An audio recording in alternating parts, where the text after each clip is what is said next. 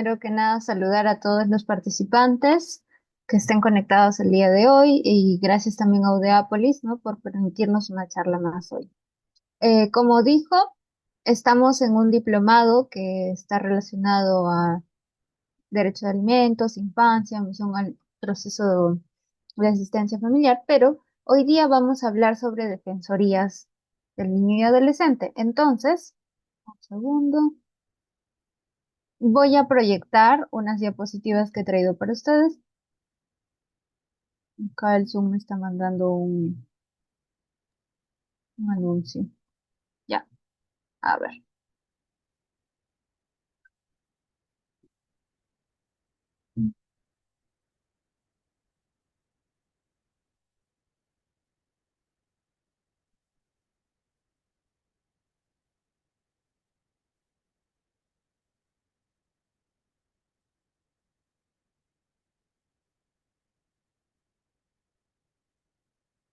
¿Me indican si se puede ver? Sí, sí se puede visualizar, doctora Karin. Ya, perfecto. Bien, entonces vamos a dar inicio. El día de hoy, como dije, vamos a hablar de la Defensoría del Niño y del Adolescente. Es un tema muy bonito porque muy pocos conocen las defensorías que existen acá en Perú y que son instituciones que se pueden crear tanto por entidades públicas como privadas. Pero primero vamos a empezar con los antecedentes. Ustedes saben, y seguramente han venido repasando, ¿no? Que con la Convención del Niño empezamos a ver a los niños y niñas como sujetos de derecho. Y también hubo toda una promulgación de leyes a consecuencia de la Convención del Niño. Perú no fue ajena a estas leyes y se promulgó el Código de Niños y Adolescentes. Dentro del Código de Niños y Adolescentes se indica que también existe un servicio que se llama Defensorías del Niño y del Adolescente, cuya finalidad es promover y proteger los derechos de toda la población infantil. Es decir, reconocer los derechos que ellos tienen en una norma y ya existen estas normas, entonces que existan instituciones que efectúen estos derechos, los protejan e incluso le informen a la población que los niños y las niñas tienen estos derechos. El actual Código de Niños y Adolescentes, que es la Ley 27337, nos indica que las defensorías son partes del Sistema Nacional de Atención Integral al Niño Adolescente. No sé si ustedes han desarrollado el Sistema Nacional de Atención Integral, pero acá en breve el sistema nacional está regulado en nuestro Código de Niños y Adolescentes también. Lo dirige el Ministerio de la Mujer y Poblaciones Vulnerables, es el ente rector, y viene a ser como un conjunto de entidades que van a formular, coordinar, supervisar y evaluar programas, políticas públicas, acciones que se tengan que desarrollar para la protección y promoción de los derechos de los niños. Ahora, por ejemplo, este Sistema Nacional de Atención Integral contiene muchas instituciones. Una de ellas es el Ministerio de la Mujer, la Policía Nacional del Perú, el Ministerio de Justicia, el Poder Judicial, la Fiscalía y también entidades privadas, porque hay entidades privadas que también promueven los derechos de las infancias, ¿no? Entonces, todas estas entidades van a integrar el Sistema Nacional de Atención Integral y dentro de este sistema vamos a encontrar a las defensorías del niño y del adolescente. Eso como una breve introducción. Ahora, ¿qué son las defensorías del niño y adolescente? Las famosas DNA, ¿no? Cuando nosotros pensamos en defensorías, a veces se nos viene a la cabeza lo primerito de MUNA. No sé si a ustedes les pasa, ¿no? Cuando escuchamos defensorías del niño y adolescente, pensamos en las de MUNAS, porque las de MUNAS son una de las tantas defensorías que existen, pero no es lo mismo, ¿ya? Entonces comencemos por eso. De MUNA y defensoría no es lo mismo. De MUNA está contenido dentro de defensoría. Ahora, la Defensoría del Niño y del Adolescente es un servicio que siempre va a ser gratuito. ¿Cuál va a ser su función?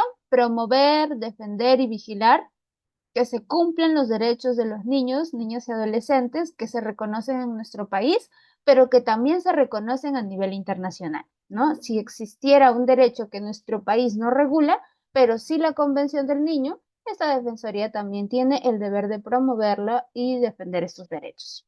Ahora, En el Perú, la labor de las defensorías permite sensibilizar a las familias y autoridades sobre la importancia de estos derechos que tienen.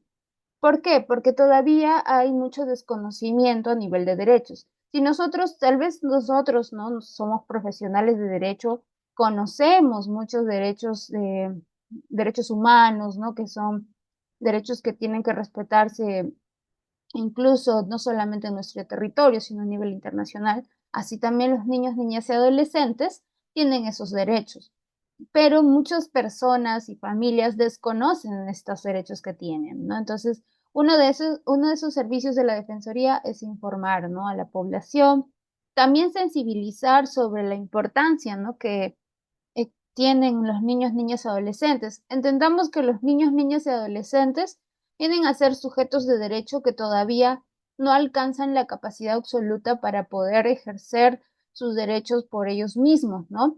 En los adolescentes tal vez más, pero los niños pequeños, ¿no? Todavía necesitan mucha protección y eso es importante tenerlo en cuenta, porque en Perú tenemos una alta tasa de desprotección familiar, ¿no? También es importante informar, ¿por qué? Porque cuando se da información sobre estos derechos que tienen los niños, niñas y adolescentes, también contribuimos a que ellos puedan acceder a la justicia, ¿no? También contribuimos a que ellos conozcan qué recursos pueden utilizar. Imaginemos que un niño no recibe pensión de alimentos. Entonces, el conocer qué es lo que puede hacer ya es bastante, ¿no? Entonces, nosotros no, digamos, desvaloricemos lo que es la información. El servicio informativo es muy importante y empodera mucho a las familias que las reciben, ¿no? Ahora, también, y esto es algo que es bastante cuestionado, se requiere una atención integral de calidad, ¿no? Y a veces en el Estado no siempre encontramos una atención integral de calidad, pero eso es la idea, ¿no? Y si no la recibimos, existen vías para quejarnos. Bueno, y también entender que las defensorías vienen a actuar siempre y cuando no exista un proceso judicial. ¿Ok? Esto es todo antes de que un problema sea judicializado. ¿Qué más son las defensorías? Las defensorías pueden, ¿cómo se forman? ¿No? Pueden ser creadas, les indiqué al principio, tanto por instituciones públicas o privadas, ¿no? Por ejemplo, una defensoría creada por institución pública es la de MUNA, ¿no? Porque las crean las diferentes municipalidades. Entonces, es una defensoría que tiene su regulación, está inscrita en el Ministerio de la Mujer también, ¿no? Y tiene sus propios funcionamientos. Una defensoría privada es la defensoría de, por ejemplo, el Colegio de Abogados de Lima, ¿no? Entonces, esta es una defensoría creada. ¿Puede venir una institución y crear una defensoría? Sí puede hacerlo, siempre y cuando garantice y tenga los mínimos requisitos, ¿no? Por ejemplo, una ONG que exista en nuestro país que esté interviniendo puede decidir crear una defensoría. Tiene que primero garantizar, ¿no? Que existan profesionales que atiendan esta defensoría, garantizar que el servicio sea de calidad y también garantizar que funcione adecuadamente, ¿no? Entonces, la Defensoría del Niño y Adolescente es una institución que puede ser creada tanto por instituciones públicas o privadas, incluso por organizaciones de la sociedad civil. ¿Qué son organizaciones de la sociedad civil?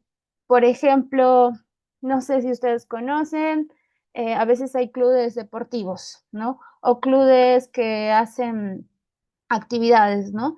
Entonces, una de sus finalidades es promover la no violencia, imaginemos, ¿no? Entonces, esta organización de la sociedad civil puede crear una defensoría. Ahora, esas defensorías se crean porque estas instituciones evidentemente están interesadas en que la situación de la niñez se mejore, en que la situación de la niñez cada vez tenga una mejor atención de calidad, ¿no? Entonces, por eso normalmente las instituciones que crean estas defensorías son instituciones que se relacionan mucho sus funciones con atención a las infancias. Por ejemplo, los colegios. Los colegios también pueden crear defensorías del niño y adolescente. ¿Y por qué? Porque evidentemente dentro de los colegios encontramos una gran cantidad de niños y adolescentes y por ende para ellos es muy importante que exista esta entidad que pueda brindarles información o incluso defender sus derechos. Ahora, como dije, para que se forme una defensoría se tiene que tener en cuenta no solamente que se forme, que se cree, sino también que ésta funcione adecuadamente. Eso requiere que uno prevea quiénes lo van a atender, si este, digamos, este local va a estar disponible por tanto tiempo, ¿no? O si este servicio tal vez tiene un periodo de, aunque ya tiene que renovar cada cierto tiempo, ¿no? Entonces, eso tiene que también garantizar quien crea las defensorías y que sea un servicio de calidad. ¿Ok? Veo una manito levantada, creo que las reglas nos indicaban que al final de la ponencia vamos a estar respondiendo las preguntas. Así que les recomiendo que tengan sus cámaras prendidas, no las puedo ver yo, pero que tengan sus cámaras prendidas y que vayan anotando sus preguntas o si quieren las pueden dejar por el chat también para ir respondiéndolas al final. ¿Ok? Bien, sigamos. Ahora, cuando una institución decide formar, impulsar la creación de una defensoría del niño y adolescente, esta institución se va a llamar institución promotora. Y la defensoría que creen va a depender económicamente de esta institución promotora. Entonces, si un colegio decide crear una defensoría del niño y adolescente, todo lo que gaste este colegio y todo lo administrativo y económico que se lleve a cabo, lo va a cubrir esa misma entidad educativa. ¿Ok? Ahora, el nombre de una defensoría del niño y adolescente puede variar de acuerdo a la institución promotora, ¿no? Puede llamarse Defensoría del Niño y Adolescente tal cual o pueden ponerle otro nombre. Por ejemplo, acá pongo, ¿no? DEMUNA, Defensorías Estudiantiles, Defensorías de la Infancia, ¿no? ¿Puede por ahí haber otro nombre? Sí, ¿no? Incluso hay defensorías que tienen un nombre de una persona ilustre, ¿no? Acá en el chat veo que preguntan, ¿quiénes integran estas defensorías? Ahora vamos a llegar ahí, pero ya nos imaginaremos, ¿no? Que los profesionales que integran tienen que estar relacionados a servicios de niños y adolescentes. Bien, entonces hasta ahí vemos cómo se forma la primera etapa, ¿no? Las defensorías se forman tanto por el sector privado o público. Acá, por ejemplo, vemos tres tipos de defensorías. La defensoría que conocemos todos, que es la de MUNA, ¿no? La defensoría municipal, que lo crean las distintas municipalidades.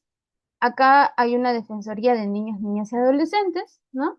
Y acá hay una defensoría escolar del niño y adolescente. Eso también es una defensoría que está regulada en nuestro código de niños y adolescentes, ¿no? Pero acá lo han creado en un respectivo colegio.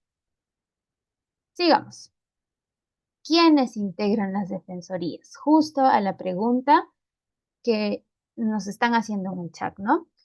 La defensoría puede estar integrada por profesionales o personas de la comunidad que estén capacitados, es decir, que tienen que recibir una capacitación sobre la atención integral a los niños, sobre los derechos de los niños, ¿no? En realidad, lo ideal es que las personas que integren una defensoría sean personas que están relacionadas a la salud tal vez, como psicólogos o tal vez abogados, trabajadores sociales, ¿no? Pero incluso también pueden integrarlo personas de la comunidad que hayan recibido capacitación, ¿no? Porque a veces hay lugares donde no tenemos todo el equipo multidisciplinario para que integre una defensoría, entonces pues puede ser una persona de la comunidad que se ha capacitado. ¿Qué más? Estas defensorías pueden contar también con personal de apoyo que haya recibido capacitación, ¿no? Por ejemplo, en muchas defensorías hay voluntarios que son el personal de apoyo de universidades, el área de psicología, ¿no? Por ejemplo, varios estudiantes de psicología de universidad van y son personal de apoyo en las defensorías. En las de MUNAS he visto eso, ¿no? Entonces, eso es, digamos, los profesionales que lo integran. Acá ustedes pueden ver un pequeño mapa, que es una estructura. Toda defensoría de niño y adolescente tiene que contar con un responsable o representante, ¿no? que puede ser un defensor que lo han designado como responsable, ¿no? De la defensoría, es quien va a realizar los trámites, quien va a estar dando la cara por esa defensoría. También tienen que integrarlo defensores, ¿no? Porque se llama defensoría, entonces sí o sí tiene que haber defensores dentro de esa defensoría. Y acá están los profesionales, ¿no? Que les estaba indicando, pueden ser abogadas, abogados, psicólogos, psicólogas, trabajadores sociales y el personal de apoyo, ¿no? Que a veces son voluntarios. Ahora, acá al costadito verán que dice promotores defensores, porque algunas defensorías de niño y adolescente forman promotores. ¿Para qué? Para que los promotores puedan ayudar a llevar la información. Y ahorita vamos a hablar más de eso. Pero primero entendamos bien cuál es la función de, de cada defensoría, de cada integrante de la defensoría. El responsable, ¿no? Que va a ser la persona que va a representar esa institución o la organización, la institución promotora ha decidido que esta persona no va a desempeñar ese cargo, entonces él va a ser el responsable. Pongámonos en el ejemplo más clásico, las demunas, ¿no? Siempre hay un representante en las demunas, que es uno de los defensores de la demuna, ¿no? Lo eligen. Él va a ser el representante o ella va a ser la representante, ¿ya? Los defensores van a ser los profesionales, ya sean de cualquier disciplina, ¿no? Relacionadas a ciencias humanas y sociales, que van a dar la atención a los niños, niñas, adolescentes y a las familias en sí. En los lugares en donde no haya estos profesionales, como les dije, los defensores podrían ser personas que están reconocidas en la comunidad, que tal vez realizan labor social con los niños, niñas, y adolescentes y por ende van a ser integrantes de esta defensoría y van a participar como defensores. Pero sí tienen que estar capacitados. Las funciones de los defensores son recibir, analizar, plantear alternativas de solución en los casos que presentan los niños, niñas y adolescentes, ¿no? Por ejemplo, podría pasar en una defensoría escolar que aparezca un caso de bullying, ¿no? Entonces también acá se le puede brindar información sobre sus derechos, a dónde tiene que acudir, ¿no? Entonces, este es como un nexo, ¿no? Entre las instituciones. Así también, las defensorías se tienen que encargar de realizar un seguimiento a los casos que tengan y también de ejecutar acciones de promoción. No solamente es atender casos, sino también es promover información. Entonces, las defensorías muchas veces van a las comunidades a trabajar con las comunidades para informarlos sobre sus derechos, ¿no? Por ejemplo, a nivel municipal, a nivel de gobierno local, las demunas van a colegios a brindar charlas a los profesores, a los padres, porque uno de sus deberes es realizar acciones de promoción de información. Y como último está el personal de apoyo, que es personal administrativo o profesional que va a colaborar en el servicio y puede apoyar en la atención y seguimiento de los casos. Por acá veo. Dice, buenas noches. ¿Quién autoriza la creación de las demunas o defensorías? Bien, esa es una buena pregunta, ¿no? Si bien es cierto, cualquier entidad puede crearlo, tiene que registrarlo en el Ministerio de la Mujer y Poblaciones Vulnerables porque es el ente rector que se encarga, ¿no? Recordemos acá en los antecedentes. Yo les indicaba que las defensorías son parte del Sistema Nacional de Atención Integral al Niño y Adolescente, el SNAINA, y este sistema está liderado por el Ministerio de la Mujer y Poblaciones Vulnerables, porque es el ente rector. Actualmente el Ministerio de la Mujer y Poblaciones Vulnerables tiene una dirección, que es Dirección de Población Vulnerable, y ahí hay una dirección del niño y adolescente. Ahí es donde seguramente se va a dar esa atención. ¿Ya? Pero la iniciativa nace de la institución, se cumplen los requisitos, se registran, ¿no? Y pueden brindar la atención. En el caso de las demunas, sí, en el mismo código de niños y adolescentes tiene ahí su normativa. Lo vamos a ver también, no se preocupe. Ahora, acá veo, dice otra pregunta. Me parece que es obligatorio que creen las municipalidades. Claro, recordemos, las defensorías del niño adolescente las puede crear cualquier entidad, pero las municipalidades tienen que sí crear una defensoría del niño adolescente y eso es lo que conocemos como las demunas. Las demunas son un tipo de defensoría del niño y adolescente y las demunas las tienen que ser dependencia de la municipalidad, es decir, la MUNI le tiene que dar un local, tiene que contratar profesionales, tiene que garantizar, ¿no?, que su servicio funcione adecuadamente, es decir, que tenga acceso a internet, que tenga acceso a servicios, ¿no? Y que sea un ambiente adecuado para las infancias. Entonces, todo eso es deber de las municipalidades. Pero eso no quiere decir que son el único tipo de defensoría, ¿no? También existen otras defensorías. Bien, entonces, aparte de estas personas que son responsables, defensores y personal de apoyo, también contamos con lo que les indiqué que son los promotores. Los promotores, no sé si alguna vez han escuchado en su comunidad, en su distrito, promotor judicial, promotor de salud, promotor de diferentes tipos de servicios, ¿no? Y los promotores en sí son personas, sean niños, niñas, adolescentes o adultos de la comunidad que reciben una capacitación para que ellos puedan desempeñar ciertas funciones. Por ejemplo, los promotores judiciales son capacitados por el Poder Judicial, ciudadanos, ciudadanas que se capacitan en el Poder Judicial para que ellos puedan orientar, solo orientar, ¿ya?, a las personas sobre los servicios que tiene el Poder Judicial. Los promotores de salud igual, ¿no? Los capacitan en diferentes, tal vez, servicios, cómo atender tales enfermedades, más que nada tener como precauciones, todo eso lo puede brindar un promotor porque ha sido capacitado, pero su servicio también es limitado porque no son profesionales que estén especializados en eso, simplemente son ciudadanos y ciudadanas que han sido capacitados. Igualitos son con los promotores, defensores y defensores. Vienen a ser capacitados por estas defensorías, ¿no? Para que puedan apoyar a las defensorías. Ahora, normalmente los promotores defensores son voluntarios, ¿no? Entonces ellos asumen un compromiso de apoyar a la defensoría. ¿Y qué funciones pueden realizar? Uy, el gato.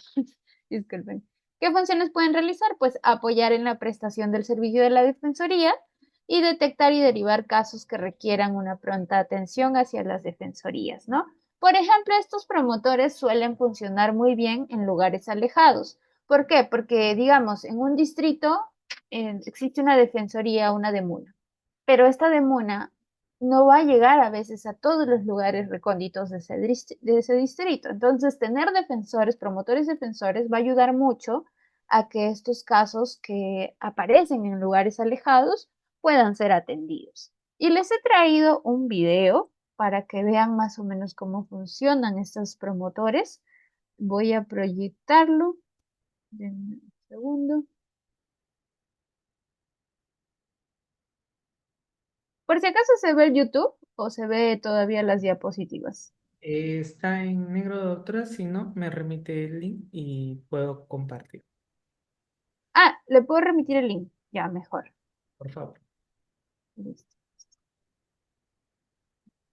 Al chat. A mi WhatsApp, doctora. Allá, ok. A ver qué pasa.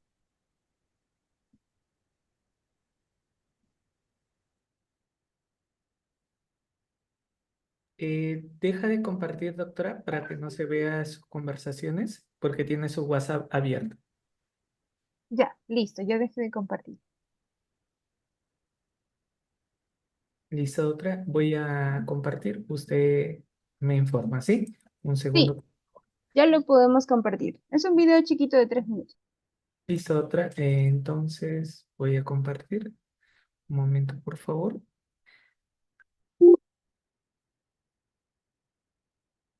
¿Listo? Ahí presumo que sí se puede. Ah, no. Un momento, por favor. Falta compartir con audio. Listo, doctora. Estoy compartiendo.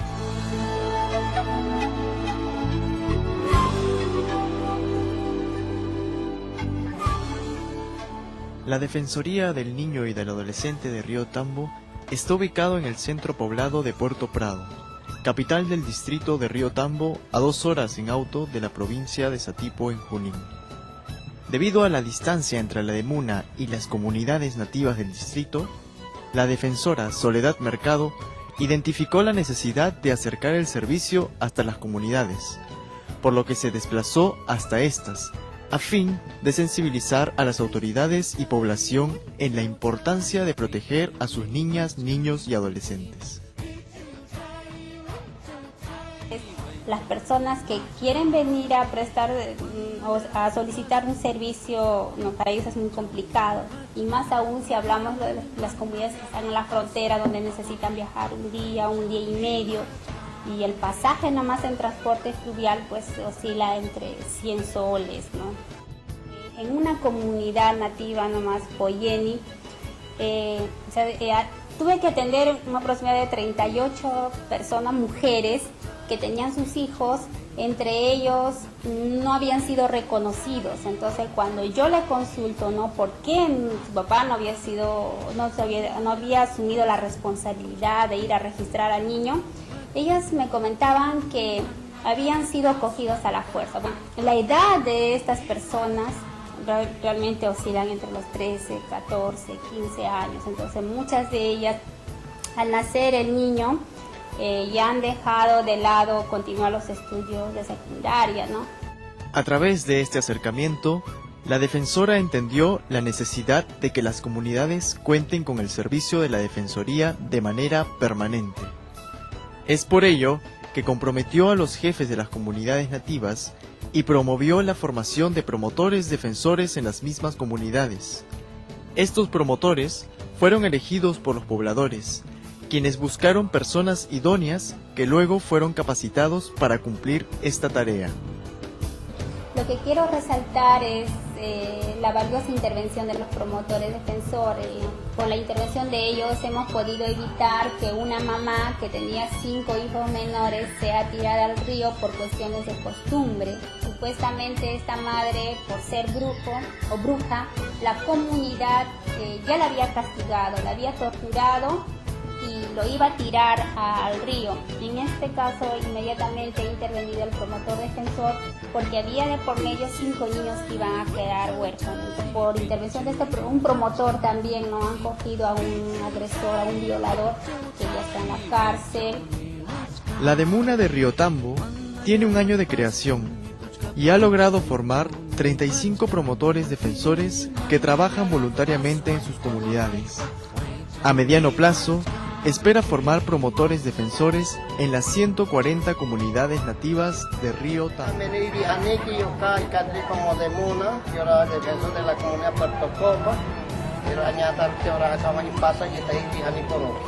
Gracias.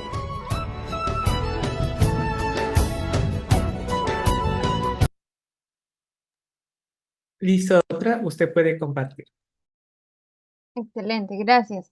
Entonces, como hemos observado en ese video, ¿no? En Río Tambo se ha creado, bueno, no llegan, ¿no?, todos los servicios de la Defensoría de las Emunas. Entonces, se ha visto útil crear y promover capacitaciones para promotores defensores, ¿no? Y aquí, por ejemplo, ¿quiénes son los promotores? A veces son los jefes de las comunidades, son personas, tal vez un profesor, ¿no?, de la comunidad, que resulta idóneo, ¿no?, para la población, para esa comunidad, que ellos realicen esta labor. Y también es súper importante, no sé si observaron, ¿no?, muchos de ellos no hablan castellano, hablan otro tipo de lenguas. Entonces, el que exista un promotor defensor que les pueda llevar esa información en su propia lengua es bastante útil, ¿no? Entonces, hay lugares donde se hace más importante la creación de estos promotores defensores. Tal vez, por ejemplo, en distritos de Lima, algunos pequeños, ¿no? Surquillo, imaginemos, no es un distrito pequeñito. No, tal vez ahí no es tan importante crear promotores defensores, pero en lugares más grandes o lugares más alejados, donde, por ejemplo, existe todo un un tipo de obstáculos, ¿no? Por ejemplo, acá decían que para llegar a la defensoría tenían que cruzar el río, ¿no? Entonces, estas cosas dificultan el servicio y por eso es importante que también existan esos promotores defensores, ¿no?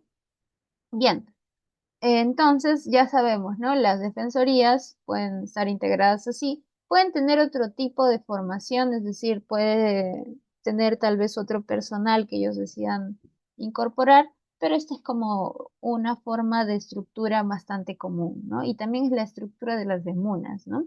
Entonces, si ustedes van a las demunas, van a encontrar defensores y personal de apoyo. ¿Qué más? Existen ciertos principios, ¿ya? Las entidades, todas las entidades tienen principios que guían su accionar, ¿no? Y también las defensorías del niño y adolescente van a tener estos principios. Antes de decirlos, aquí hay una pregunta de Giovanni Prada en el chat que dice, para ser promotores no tienen que tener ningún tipo de antecedentes policiales u otros. Efectivamente, o sea, no es como que exista una norma donde diga, para ser promotor tienes que ser así, así, así, pero sí es cierto que tiene que ser una persona idónea. Y una persona con una denuncia o con antecedentes de violencia, por ejemplo, no es una persona idónea para ser un promotor defensor, ¿no? Entonces, lo ideal es que una persona que sea promotor defensor o promotora defensora sea una persona que tiene vocación, que está limpio de antecedentes, ¿no? Que se lleve bien con la población, ¿no? Porque también eso es importante. Entonces, es más un tema de elección de la misma comunidad. ¿Ok? Bien, sigamos. Los principios que van a guiar a las defensorías del niño y adolescente. Tal vez ustedes ya han escuchado hasta incansablemente este principio, que es el interés superior del niño. El interés superior del niño es un principio que está presente en todo aquel proceso o procedimiento donde esté involucrado un niño, una niña o un adolescente. ¿Ya? Este principio va a obligar a las autoridades, ya sean públicas o privadas, es decir, no solamente a las autoridades o servidores públicos, va a obligar a que cuando adopten una decisión que esté relacionada a un niño o adolescente, tienen que hacerlo teniendo en cuenta que sea lo mejor para su desarrollo y bienestar. Es decir, tienen que tomar en consideración todos los factores del entorno del niño, poner como que en una balanza, ¿no? Qué situaciones se tienen que ponderar del niño, niña y adolescente, porque una persona que tiene la función de decidir el futuro de un niño o una niña tiene que siempre tener en cuenta este principio, ¿ok? Por ejemplo, algo muy donde se ve mucho este principio es en los procesos de tenencia, ¿no? El interés superior del niño nos indica que se tiene que priorizar su desarrollo y bienestar. Entonces, muchas veces acá el juez decide, ¿no? En base a qué va a ser lo mejor para el niño, tanto económico como social y como emocionalmente, ¿no? Bien, ese es un principio. ¿Qué otros principios existen? Han ido aumentando con el tiempo, de hecho nuestra norma, ¿no? Ahora indica varios principios. Uno de ellos es la legalidad, que es que los derechos están normados, ¿no? En un ordenamiento jurídico. Entonces las defensorías tienen que actuar respetando este marco normativo. Y no solamente el marco normativo nacional, sino también internacional, porque nosotros en nuestras disposiciones indicamos, ¿no? Que nos regimos a los tratados internacionales. Entonces tienen que ser siempre siguiendo, ¿no? Lo que dice nuestro ordenamiento jurídico y nuestro ordenamiento internacional también. ¿Qué más? El principio de gratuidad. Es importante y de hecho muy necesario que estos servicios siempre sean gratuitos. ¿Por qué? Porque las defensorías son un servicio de, de mucha necesidad. Es decir, no estamos brindando, no sé, un servicio de privilegio, sino un servicio de primera necesidad, que son derechos de niños, niñas y adolescentes. Muchas veces estos derechos son el que reciba una alimentación, que no sufra violencia, que tenga un lugar donde vivir, ¿no? Entonces, estos son derechos de primera necesidad. Por eso deben ser gratuitos. Ahora, bajo ningún concepto deben solicitar el pago, tal vez de no tienen hojas, le dicen que traigan para las copias, ¿no? A veces existe corrupción, pues no, eso puede denunciarse porque esos servicios tienen que ser totalmente gratis.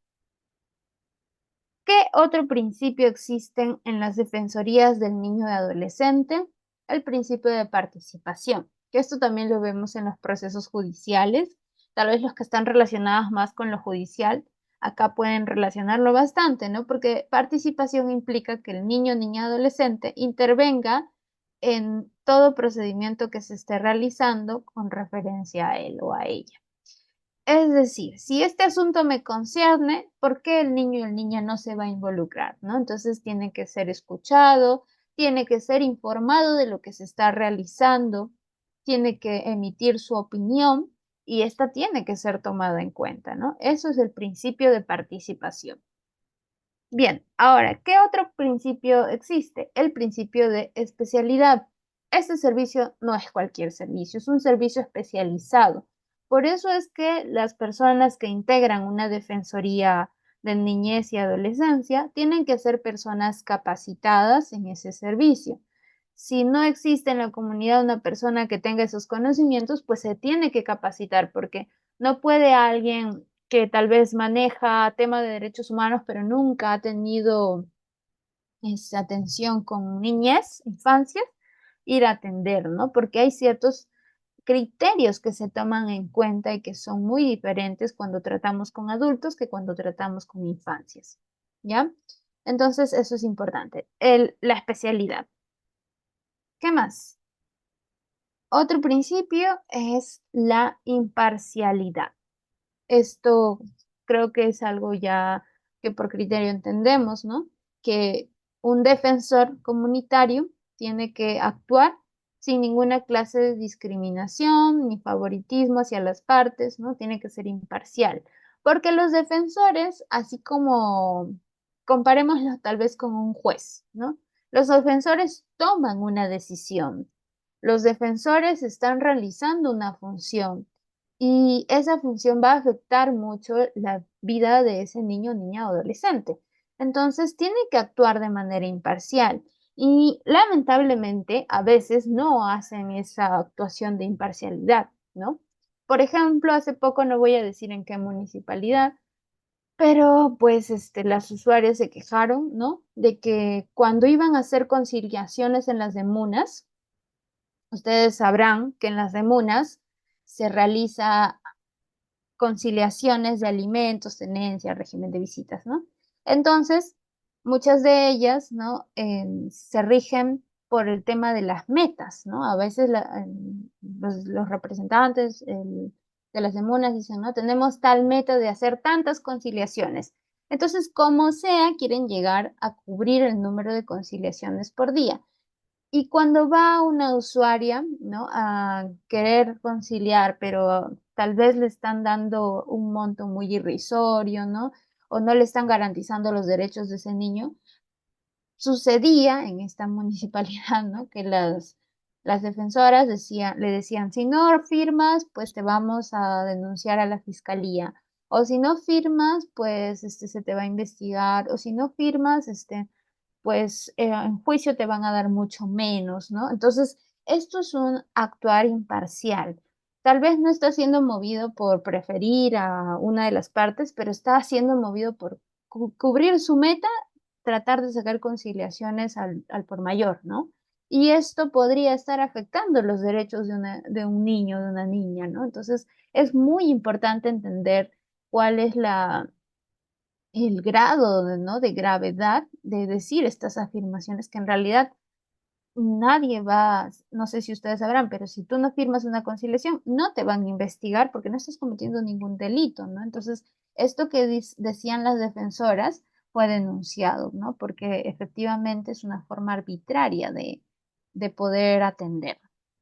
A ver, Giovanni dice, ¿qué tipo de acervo documental tienen las demunas, actas, registros?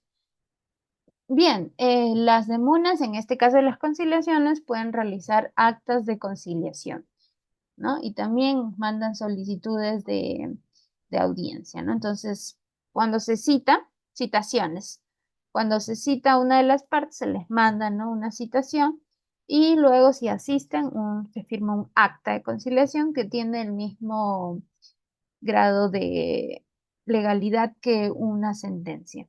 Entonces, funciona como si fuera una sentencia misma, ¿no? Porque estas demunas están capacitadas y tienen una normativa, ¿no? Que les permite emitir estos actos de conciliación. Bien, ¿qué más dice? En los casos cuando ambos tienen medidas de protección. Esto es muy importante. No sé si les dije, si no lo dije, lo digo ahora. Las defensorías de niños y adolescentes solo van a actuar cuando no hay un proceso judicial. Es decir, actúan antes de un proceso judicial. Si es que ya tienen medidas de protección, quiere decir que ya está judicializado ese problema. Entonces, ahí no puede actuar la defensoría. La defensoría es antes de ser judicializado. ¿Ok? Y acá hay una pregunta de Miluska Guamán que nos indica, en el caso de desprotección familiar, Miluska, eso lo vamos a desarrollar más adelante, no te preocupes, lo tenemos en las diapos. Bien, sigamos entonces. Otro principio, el principio de la confidencialidad. Como estamos participando y actuando con niños, niñas y adolescentes, tenemos que respetar la información de sus identidades, por ejemplo, o incluso del mismo caso o los hechos del caso. ¿Por qué? Porque esto es información reservada, no se puede tal vez publicitar como si fuera un tema de un terreno o algo así, ¿no? Acá estamos hablando de niños, niñas y adolescentes. Primero, se tiene que reservar su identidad y segundo, no se puede divulgar el caso que están llevando. ¿Qué otro principio guían el accionar de las defensorías de la niñez y adolescencia? Pues un principio muy básico, ¿no? Que es la igualdad y no discriminación. Es decir, que todos, así como todos los seres humanos, también son seres humanos los niños, niñas, adolescentes. Y todos ellos tienen igualdad de condiciones. No pueden discriminarlos por identidad étnica, cultural, sexo, género, religión, opinión política, ¿no? Entonces, si por ejemplo en esa defensoría viene una familia, un niño que habla otra lengua, ¿no? Y no hay nadie que hable esa lengua, ellos tienen que conseguir un traductor, porque no atenderlo sería una discriminación por su identidad, por su lenguaje, ¿no? Entonces, eso es importante, ¿no? Porque si estamos en un lugar donde probablemente muchas personas hablan otro idioma, tiene que garantizarse que también haya un traductor, ¿no? ¿Qué más? Discapacidad. A veces las emunas están en un segundo o tercer piso y una persona con silla de ruedas no puede acceder a estas emunas. Entonces, ¿qué es lo que tienen que hacer? Siempre tiene que haber un espacio en el primer piso para dar una atención a estas personas que vienen, ¿no? Ya sea un espacio improvisado, que tenga al menos una silla, una mesa, ¿no? Pero también que tenga su privacidad, no puede ser como que vamos al parquecito, ¿no? No, tiene que haber un espacio, porque si no lo tiene, también estamos pecando de discriminación por discapacidad. Dame un segundo, se me está apagando la batería. Un segundito.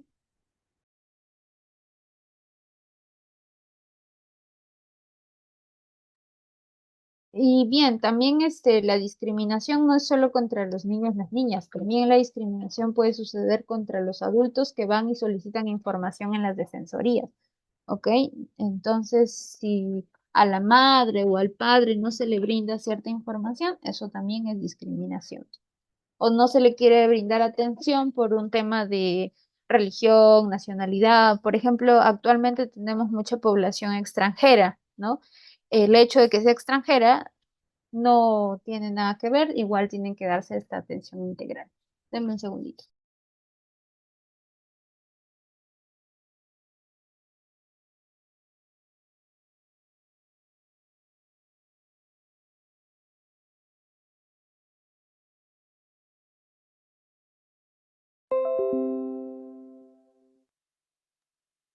Listo.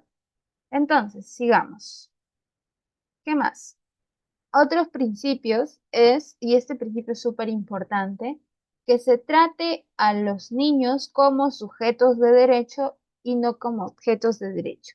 Esto podría sonar algo cliché, ¿no? Que se repite en todas las ponencias, pero es importante tenerlo en cuenta, porque venimos de generaciones en generaciones en que a los niños, niñas y adolescentes se les trata como objetos, como que no tienen voz, como que su participación no importa, como que ellos obedecen lo que el adulto dice, ¿no? Y olvidamos que los niños son sujetos de derecho. Entonces, este principio es importante tenerlo en cuenta cuando actuamos con infancias, ¿ya? Entonces, ellos son seres humanos como todos, ¿no? Que sean niños y que tengan ciertas limitaciones por su edad, no quiere decir que se les va a tratar diferenciadamente. Al menos no diferenciadamente de forma negativa, sí diferenciadamente de forma positiva, como tener en cuenta, ¿no? Tal vez lenguaje más sencillo, actitud más empática, esas cosas sí. Bien, ¿qué más? Otro principio muy importante es el principio de interculturalidad, que implica que se reconozca que existen diferencias culturales, ¿no? Y esto más en un país como el nuestro, donde tenemos muchas culturas, muchos contextos diferentes, ¿no? Donde en un solo espacio geográfico vamos a encontrar tal vez necesidades muy diferenciadas y culturas que se agrupan en un mismo espacio. Entonces, es importante tener este principio también ahí en los enfoques que utilizamos para tratar a las personas que vienen a recibir el servicio, ¿no? Para que no se cometa tampoco ningún tipo de discriminación.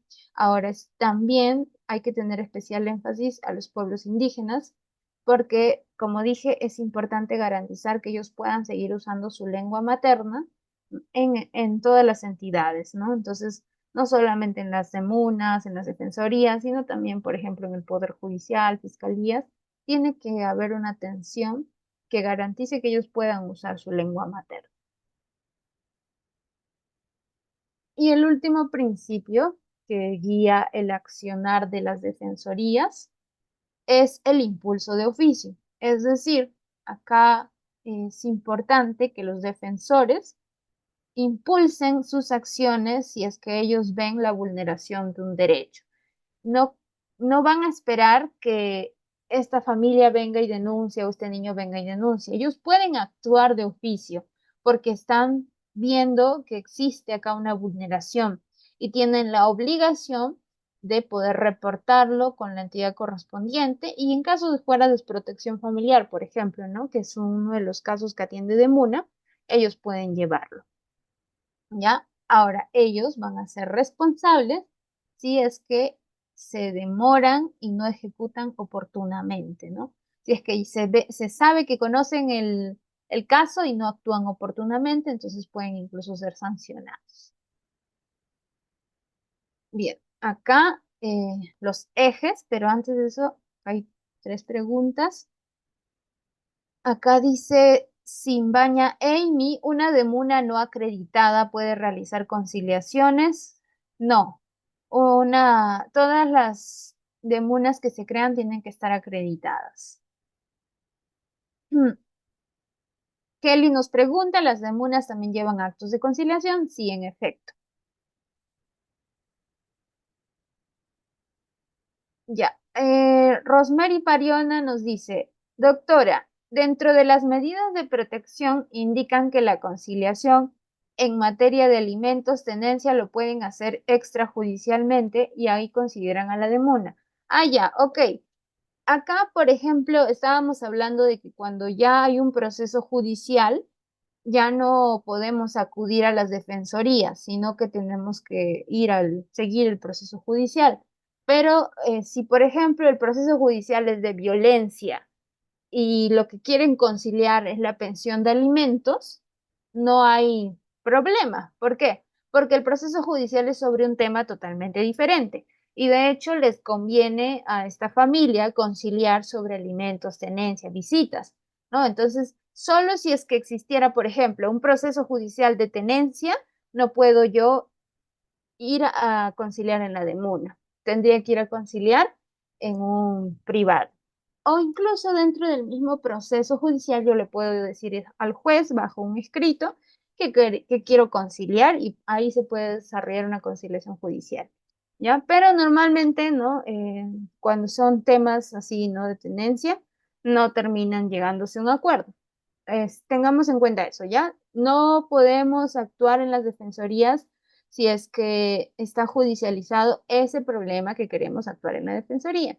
La pensión de alimentos, si ya hay un proceso de alimentos, pues no voy a ir a la DEMUNA a conciliar, porque ya existe un proceso judicial, ¿ok? Bien, los ejes. Existen ejes y funciones de las defensorías del niño. Las funciones son bastantes, ¿no? Pero los ejes son tres, que es la promoción, la defensa y vigilación de los derechos de los niños, ¿no? Entonces, las defensorías del niño y adolescente, las DNA, como dije, es un servicio gratuito que se encargan de promover, defender, vigilar que se cumplan los derechos que la ley le da a los niños, niñas y adolescentes, ¿no? Por ejemplo, un derecho es que los niños tienen derecho a estudiar. Y vemos que una familia no le está mandando al colegio a sus hijos. Entonces están vulnerando su derecho a la educación, ¿no? Acá puede intervenir la defensoría porque estamos hablando de una vulneración de derechos básicos del niño y adolescente. Ahora, en el Perú, la labor de las defensorías va a sensibilizar, informar y atender casos, ¿ya? Pero entendamos primero bien los ejes. ¿Qué significa promoción? ¿Qué significa defensa? ¿Qué significa vigilancia? Primero, la promoción es un acto muchas veces informativo y preventivo. Es decir, antes de que suceda o incluso durante está sucediendo una vulneración de derechos, promover que se cumpla y se respete los derechos, ¿no? Entonces, bajo el eje de promoción se va a realizar acciones planificadas que estén enfocadas a cambiar la forma de pensar y actuar de las personas. Por ejemplo, pensemos, ¿no? Hace mucho tiempo, hace muchos años, se castigaba a los niños con castigos físicos, ¿no? A veces se les golpeaba, se les incluso ejercía torturas a los niños, niñas y adolescentes. Y cuando todo esto cambió, porque empezamos a ver a los niños como un enfoque humanitario, un enfoque de sujeto de derecho, y se indicó que es un tipo de violencia castigar a los niños así, era importante que se actúe con el eje de promoción, que se empiece a orientar a las personas sobre que esta forma de castigo era tortura, era violencia, ¿no? Y que habían otras formas de ejercer corrección a los niños, niñas y adolescentes. Pero para que lo entienda la población, tuvo que haber un trabajo de promoción bastante, ¿no? Prolongado y que incluso ahora, ¿no? Se sigue haciendo, porque todavía vemos que en algunos lugares está más normalizado el castigo de maltrato físico, ¿no? Entonces, es algo que es labor de promoción, seguir brindando la información para que se logre cumplir esos derechos, ¿no? Ese es un ejemplo, ¿no? Pero pueden seguir promoviendo otro tipo de derechos también, ¿no? El derecho de, no sé, pues tal vez hay padres que ignoran que sus hijos no pueden trabajar porque es un tipo de tortura y los mandan tal vez a trabajar desde pequeños, ¿no? Entonces, informar sobre eso es también promover que las personas cambien su forma de pensar. Ahorita vemos las preguntas. Defensa. La defensa es otro eje de las defensorías de la niñez y la adolescencia que implica ya la atención de los casos, porque las defensorías no solamente te informan sobre tus derechos, sino que atienden casos. Y normalmente estos casos son casos de desprotección familiar o casos de algún tipo de vulneración básica de un derecho de un niño o adolescente, ¿ya? Entonces, la atención va a ser el despliegue de acciones que estén orientadas a restituir los derechos que han sido vulnerados o corren riesgo de serlos, ¿no? Y acá dice, cabe señalar que las defensorías de la niñez y adolescencia no puede intervenir cuando el caso se encuentra tramitado en el Poder Judicial. Por ejemplo, no sé si ustedes saben que las defensorías del niño y adolescente buscan también promover la filiación. ¿Por qué? Hay muchos casos en Perú donde los padres no firman a sus hijos, ¿no? Entonces, si bien es cierto, esto es un acto que tiene que ser voluntario, también es cierto que mientras el padre no realice esta firma en la inscripción, en el acta de nacimiento, pues el niño va a ver vulnerado su derecho a la identidad, ¿no? Incluso no tiene derecho a reclamar a esta persona otros derechos porque no está con este derecho a la identidad, ¿no? Entonces, las demunas o las defensorías pueden realizar acciones para citar, ¿no?, a esta persona, explicarle que su hijo tiene estos derechos y que es necesario, ¿no? No pueden obligar a la persona a ir al registro y hacerlo firmar, sino que hacen un despliegue de acciones para tratar de tal vez sensibilizar a esta persona y que realice este acto, ¿no? Ahora, si no quiere, va a tener que ser judicializado, pero es un tipo de atención que hace la Defensoría. ¿Qué más? Por ejemplo, hay casos que encuentran de niños que están sufriendo desprotección familiar. ¿Qué es desprotección familiar? Que un niño o una niña no se le esté vulnerando sus derechos básicos. Estos niños que no van a la escuela o que están con anemia y no se alimentan bien, que los ven en la calle jugando sucios y que nunca tienen un adulto bajo su supervisión, esos son posibles casos de desprotección familiar. Si una defensoría se entera de estos casos, puede empezar a desplegar acciones orientadas a que estos derechos de los niños que están siendo vulnerados, su derecho a la educación, salud, vivienda, puedan ser restituidos, ¿no? Entonces, dentro de estas acciones, incluso pueden capacitar a los padres, pueden dar medidas de protección, ¿no? Dependiendo de qué tipo de defensoría y si ya está acreditada para que pueda hacer tales funciones, ¿no? Porque tienen que estar acreditadas. Esto es el eje de defensa, ¿no? Entonces, promoción, defensa. Y en cuanto al eje de vigilancia, también son acciones, pero que están orientadas a que se informe y se movilice a la población a efectos de que ellos vigilen que las autoridades cumplen sus funciones. ¿Por qué? Porque la vigilancia es una función de la población. La población no le están haciendo un favor cuando nos brindan un servicio y eso hay que tenerlo bien en cuenta.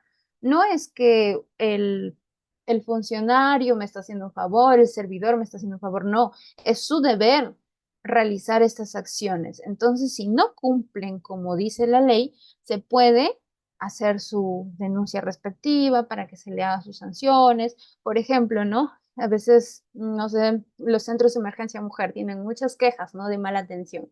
Esto se puede anotar en el libro de reclamaciones del Centro de Emergencia Mujer y viene a inspectoría a revisar, ¿no?, que si se está cumpliendo. Los de sede central del ministerio vienen a revisar, por ejemplo, cómo es la atención. Incluso hacen estas visitas inopinadas donde se hacen pasar por un usuario, ¿no?, para ver qué tal está haciendo la atención. Entonces, todo esto no se haría si es que la población no cumple con esa función de vigilancia. Pero la población muchas veces no sabe que tiene este derecho, ¿no? Entonces, también es parte de la Defensoría informar que ellos se pueden movilizar y pueden realizar esta actuación de vigilancia. Bien, a ver, vamos a leer un poco las preguntas para que no se nos acumulen. Dice segundo, ¿qué pasaría si un caso de presunta violación de menor, esta se niega a acudir a medicina legal? Bueno, segundo, esto no tiene nada que ver con el tema, ¿ya? Pero acá depende de cada caso en concreto, ¿ya? Si se está negando a acudir a medicina legal, tal vez se termine archivando el caso. Simbaña Amy dice, ¿cómo se puede proceder si tenemos conocimiento de un alumno que no está asistiendo a su institución por más de 3 meses, pero no se tiene los datos del padre, madre, niño y no hay nadie en su domicilio y no contestan las llamadas? Bien, acá sí se tiene que tener los datos del padre, o sea, el colegio, la institución educativa, tiene los datos del papá, de la mamá o de quien ha inscrito al niño en el colegio, ya sea estatal, ¿no? Entonces, la institución tiene que cumplir esa función. Ahora, las instituciones educativas, muy aparte, ¿no?, de poder promover defensorías, tienen la obligación de reportar casos así a la comisaría, al CEN o incluso a la DEMUNA. Entonces, si ustedes tal vez son ciudadanos que ven que está pasando esto, ¿no?, pueden pedir hablar, ¿no? O hacer una junta de padres de familia para que se le diga al director qué está pasando, ¿no? Porque en efecto, incluso al colegio le puede caer una sanción por no denunciar a tiempo este problema que está habiendo de la desaparición del chico de 3 meses, ¿no? Porque si pasara algo mayor, la entidad, la institución educativa, podría llegar también a tener una sanción por eso. Bien, ¿qué más nos dice Giovanni? Me da la impresión que los alcaldes como que no le dan la debida importancia a la oficina de la DEMUNA, no hay una correcta implementación y promoción sobre sus actividades y funciones. Bueno, sí, lamentablemente las DEMUNAs, como son parte del gobierno local, acá se implican muchos factores políticos, ¿no? Entonces va a depender de cómo sea un alcalde y de qué cosa les dé prioridad, ¿no? En su gobierno local para saber si se le está dando prioridad a los problemas de la infancia, ¿no? Hay de todo, ¿no? Todo esto es como que mucho depende del funcionario que esté a cargo, porque hay alcaldes que sí se preocupan por la promoción de los derechos del niño y hay funcionarios que no les importa, ¿no? Entonces, lamentablemente, eso es algo que depende mucho del factor político. Acá hay otra pregunta de Amadeo, nos dice, en violencia contra la mujer y los integrantes existen medidas de protección de alejamiento de 100 a 200 metros, no se puede conciliar, si no sería desobediencia, desacato a la autoridad, no se podrá conciliar alimentos porque pueden agredirse. Bien, en los casos de violencia, eso ha sido siempre un gran problema cuando se da medidas de protección con alejamiento y hay un hijo de por medio, ¿no? Entonces, las medidas actualmente siempre dicen, pero tiene que garantizarse que el niño siga viendo a su progenitor, ¿no? Si la violencia es entre los padres. Entonces, acá pues tendrán que ver unas formas de poder cumplir las medidas y también no caer en desprotección de los derechos del niño, ¿no? Por ejemplo, tal vez la mamá no se puede, el papá no se puede acercar a la mamá, pero pues la hermana de la mamá puede llevar al niño a tal punto, ¿no? Se tiene que ver las formas y si no, se tiene que pedir al juez que indique cómo se va a realizar, porque sí es importante, ¿no? No desconocer que los niños tienen también derecho al régimen de visitas. Bueno, una última, de ahí seguimos. ¿Qué hacer si un niño de 7 años viene siendo etiquetado y se han vulnerado sus derechos por una profesora?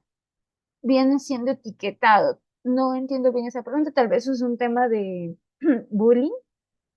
Bueno, acá este tema de bullying se puede denunciar, ¿no? Y también se puede reportar. Acá interviene la UGEL, todo eso es un poco más, tiene un procedimiento distinto, o sea, la defensoría te puede ayudar con la orientación, pero no hay una atención directa a estos casos. Acá más tiene que intervenir la comisaría o la UGEL misma. Ya, vamos a dejar acá en alto estas preguntas para seguir con la exposición. Ya tenemos claro los ejes que existen, que orientan las funciones de la defensoría. Pero, ¿cuáles son las funciones de la defensoría? Acá he puesto las funciones y las funciones están en el Código de Niños y Adolescentes, en el artículo 45. Si ustedes a la mano tienen una laptop, un celular o su mismo código, pueden revisarlo, ¿ya? Porque son varias las funciones. Ahora, este artículo detalla las funciones de las defensorías en general, pero también detalla las funciones extras de la DEMUNA. ¿Por qué? Porque un tipo de defensoría es la DEMUNA. Bueno, vamos primero con la defensoría.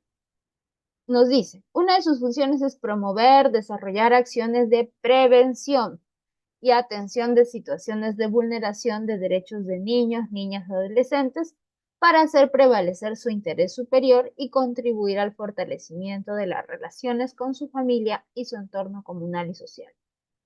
O sea, que la defensoría tiene que dar esa labor informativa, ¿no? Para prevenir que se vulneren los derechos de los niños. ¿Ok? Entonces, ¿cómo lo puede hacer? No solamente esperando en la oficina, ¿no? Que venga un niño y pregunte, ¿cuáles son mis derechos? Porque eso no va a pasar. O sea, es muy irreal pensar que las defensorías van a funcionar quedándose quietos en una oficina, ¿no?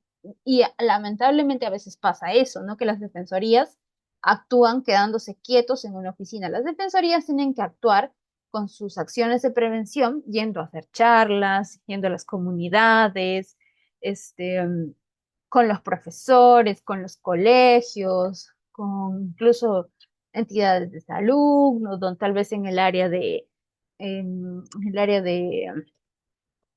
ay, ¿cómo se llama esta área? Profilaxis. Bueno, donde todavía no nace el niño, ¿no? Entonces, las defensorías tienen que actuar en los espacios donde va a haber niños, niñas y adolescentes. Y no puede ser, como dije, una atención que se quede estática. Tienen que ellos ir a los lugares a realizar este tipo de promoción de servicios. ¿Qué más? Difundir e informar, básicamente está muy relacionado con el primero. Tercero, efectuar una conciliación extrajudicial especializada sin necesidad de tener que ir a un centro de conciliación privado. Ahora, esto lo pueden hacer solo las defensorías que están acreditadas, ¿ok? No es que una entidad cree una defensoría y ya puede hacer conciliaciones extrajudiciales. Tienen que acreditarse. Por ejemplo, las de MUNAS tienen que acreditarse para que puedan realizar estas conciliaciones extrajudiciales y puedan emitir estas actas que tienen igual relevancia que una sentencia, ¿no? ¿Y sobre qué temas se puede conciliar? Alimentos, tenencia y régimen de visita. Siempre que estos temas no hayan sido resueltos en una instancia judicial.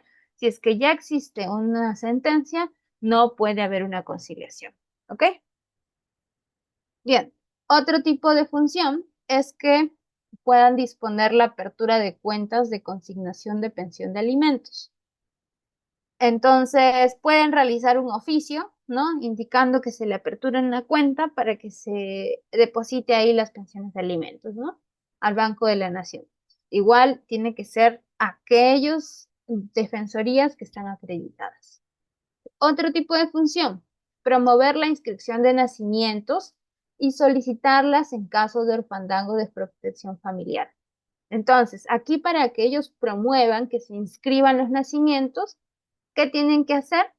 Actuar con la entidad que se encarga, ¿no? Con RENIET, actuar con los centros de salud o los hospitales donde hay nacimientos, ¿no? Para poder de alguna manera lograr que más niños estén inscritos en el registro.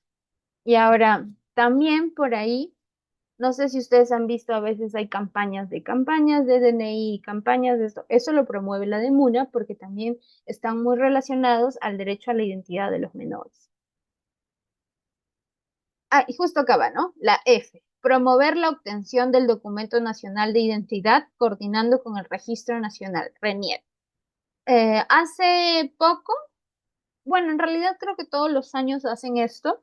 La de MUNA saca sus anuncios de todos los jueves o todos los miércoles vamos a emitir DNI, este nuevo DNI electrónico, y es gratuito para menores de edad, ¿no? Entonces esto es un tipo de promoción para que los niños obtengan su DNI, ¿no? Y para que se logre esto, se tiene que coordinar con el registro, con la RENIEC. ¿Qué más? Otro tipo de función es promover el reconocimiento voluntario de niños, niñas y adolescentes, y con dicha finalidad están facultados a elaborar actas de compromiso siempre que alguno de los progenitores solicite hacer constar dicho reconocimiento. ¿Qué quiere decir esto? Como les estaba diciendo, en nuestro país hay muchos padres que no reconocen a sus hijos y podría ser por desconocimiento, aunque también la realidad nos muestra que muchas veces es porque no desean, ¿no? Entonces aquí las defensorías del niño y adolescente tienen la función de promover que ellos reconozcan a estos hijos, ¿no? Para que puedan tener sus derechos garantizados.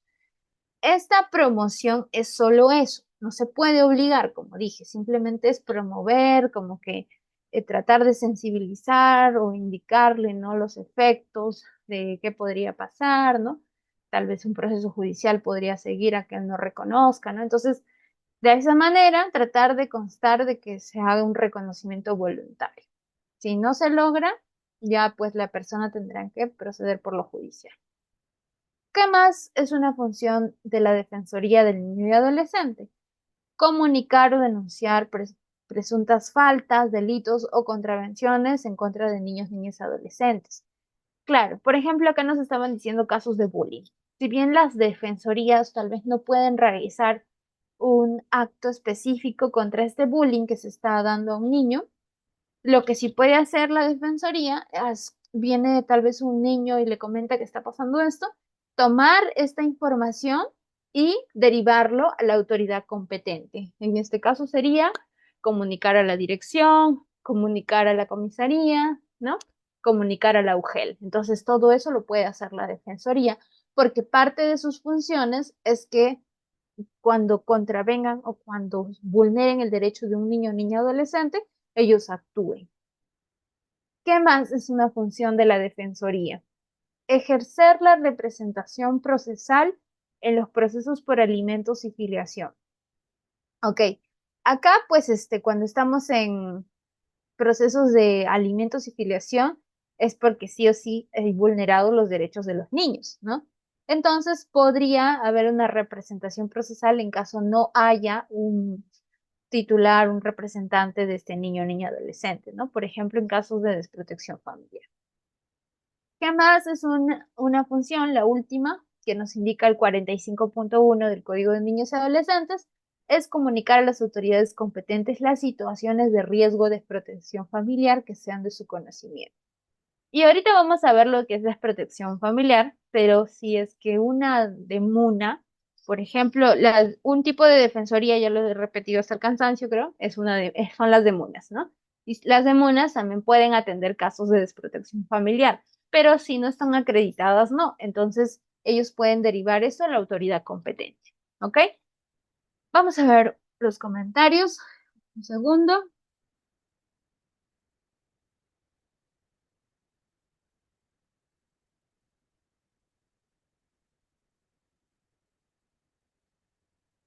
Desprotección no voy a contestar porque vamos a llevar ahorita. Si la madre se vuelve, Berta nos dice, si la madre se vuelve reincidente en violar el derecho a la educación de sus hijos, ¿qué puede hacer la demona? Pues se comunica, si ya realizó, digamos, ya realizó tal vez la sensibilización, la información, indicarle, ¿no? Podría ser las investigaciones para desprotección familiar, porque es un tema también que implica negligencia de parte de los padres. Ahora, si es otro tipo de caso, podría incluso reportarlo al CEN o a la UPE. A ver, Juan Barragán. ¿La demuna puede ejercer la defensa legal en juicio de alimentos, tenencia y visitas de menor? ¿Cuál es la base y la norma legal vigente? No todas las demunas, pero cuando estamos en una situación de desprotección, ¿no? Y no hay un titular, porque tal vez se ha quitado, ¿no? La patria potestad, se ha suspendido la patria potestad, puede ser un funcionario, ¿no? Normalmente es un defensor público del Ministerio de Justicia, pero en algunos casos podría ser la demona. Y esto se lo indica el Código Procesal Civil. Vamos a seguir. Dice, ¿qué hacer si el padre no firma a su hijo a pesar de que ya hay sentencia por filiación a alimentos? Ojo, la sentencia en un proceso de filiación ordena al juez, el juez dice, ¿no? Fundado, tal, ordena que se oficie a la RENIEC para que la RENIEC ahí incorpore que esta persona es el padre. Porque el padre no se va a acercar a firmar, sino que la sentencia ya indica que él es el padre y la RENIEC lo tiene que registrar como padre. Ya no se necesita su firma, ¿ok? Ya dice, Martín Luna, una consulta. ¿Las municipalidades deberían normar que también pueden realizar conciliación a distancia por medios digitales? Es que esto es muy complejo en realidad. Actualmente las comunas no pueden realizar conciliaciones a larga distancia. Hay algunos centros de conciliación privado que sí. Creo que es un tema muy complejo porque implica tener garantizado la identidad, ¿no? También el hecho de que existan los medios tecnológicos, ¿no? Entonces, por el momento, la presencialidad es lo que se usa, ¿no? Yo creo que sí es algo que se va a tener que realizar en algún momento, porque seguimos avanzando en tecnología y no podemos quedarnos atrás. Por ejemplo, antes las audiencias judiciales sí o sí eran presenciales y actualmente ya nos quedamos después de la pandemia con esto de las audiencias virtuales. Entonces, probablemente en algún momento también podrán realizarse conciliaciones por medios digitales. Imaginemos que un papá está en el extranjero. Acá se debe realizar de forma digital, ¿no? Si él tiene la voluntad de hacerlo. Entonces, ahí hay que tomar en cuenta eso. José Flores nos dice, se debería trabajar de forma articulada, gobierno local de Muna, centro educativo y la policía. De hecho, esta es una forma de trabajar articuladamente. También he puesto un poco de la Comudena, ahí lo vamos a ver. Pero bueno, vamos a quedar aquí porque tal vez no nos alcance el tiempo para terminar todas las preguntas y acá se pueden quedar con más dudas, ¿no?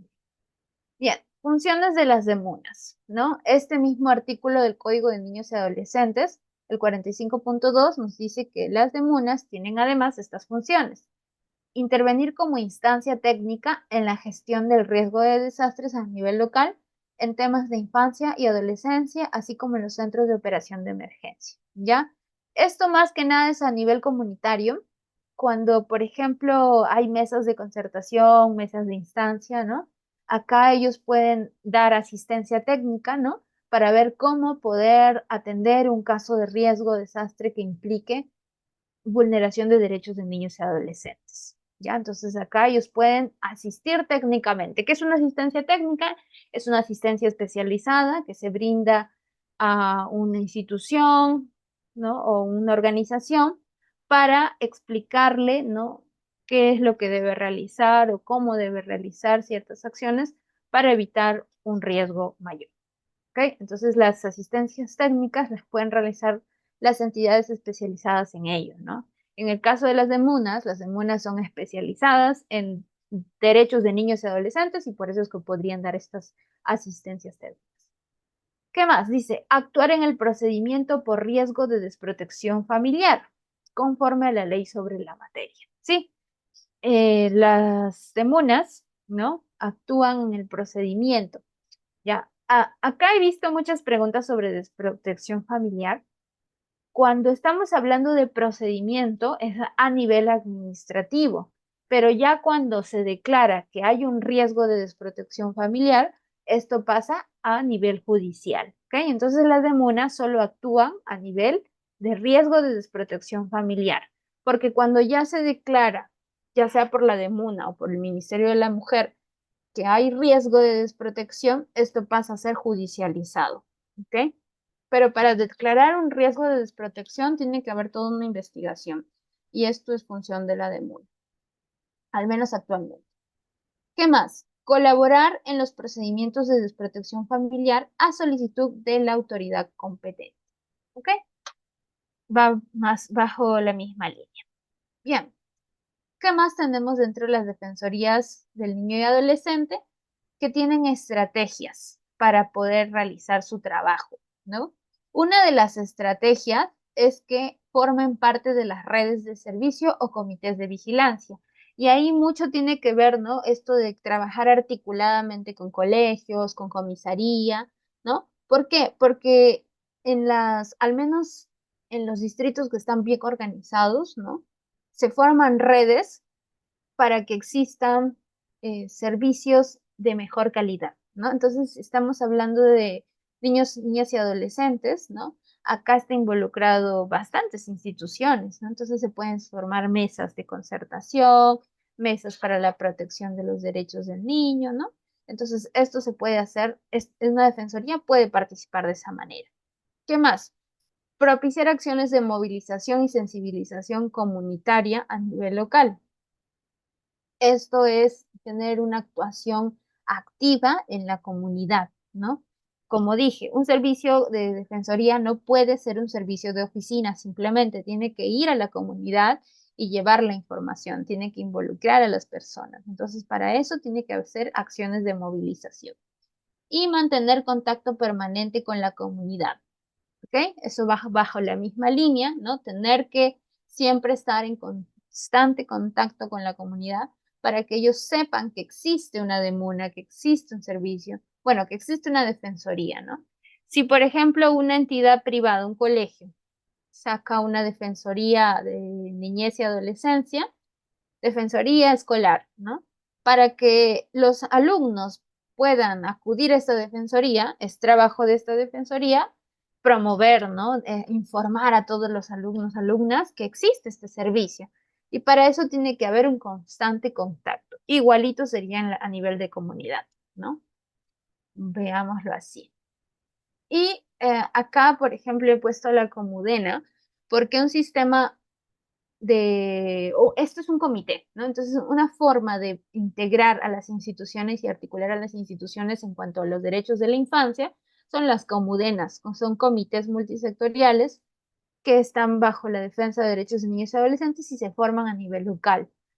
Entonces, estos comités están organizados o liderados por las demunas, pero acá no solo participan las demunas, sino participan diferentes instituciones, como las instituciones públicas, Poder Judicial, Comisaría, ¿no? Fiscalía, como también algunas ONG que trabajan temas de infancia, algunas organizaciones de base que trabajan temas de infancia, ¿no?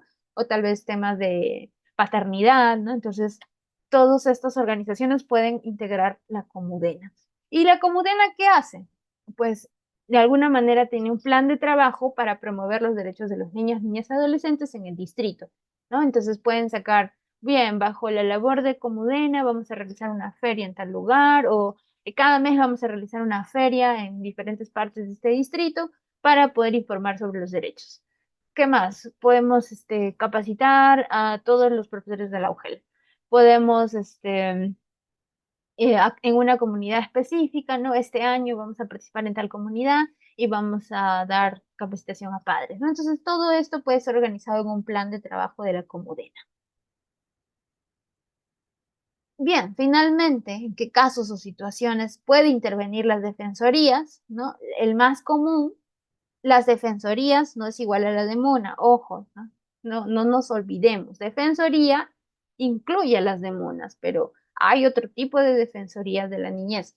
Ya, entonces, algunas defensorías tienen el mecanismo de la conciliación, como las de Munas. Las de Munas, ¿no? Ustedes saben que una de sus funciones es las conciliaciones cuando hay problemas de pensión de alimentos, tenencia o régimen de visita. Entonces, ellos pueden realizar actas, ¿no? Y hacer conciliar a las partes.